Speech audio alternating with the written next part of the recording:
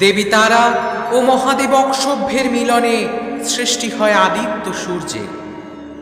ধরার ঊর্জা শক্তির উৎস সূর্য নিজ কর্মে তৎপর হন। পৃথিবী সূর্যকে প্রদক্ষিণ করতে থাকে। ধরায় স্থাপিত হয় দিবারাত্রি ঋতুচক্র।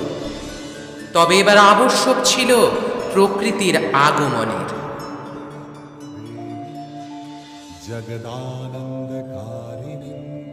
হে প্রিয়ে, অনন্ত কোটি সূর্যের ঊর্জাধারী আপনার এই তারা স্বরূপ ত্যাগ করুন, না হলে যে প্রকৃতি ধ্বংস হয়ে যাবে। কৃপা করে আপনার শীতল ও সৌম্য রূপ ধারণ করুন ও ধরাতে প্রকৃতির সঞ্চার করুন।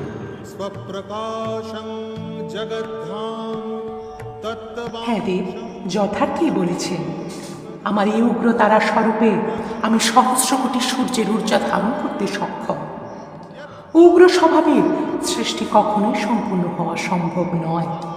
নবসৃষ্টির জন্য প্রয়োজন বিনম্রতার, ধৈর্য ও শীতলতার। নবরূপ ধারণের মাধ্যমে আমি প্রারম্ভ করব ধরাতে সৃষ্টিক্রিয়া।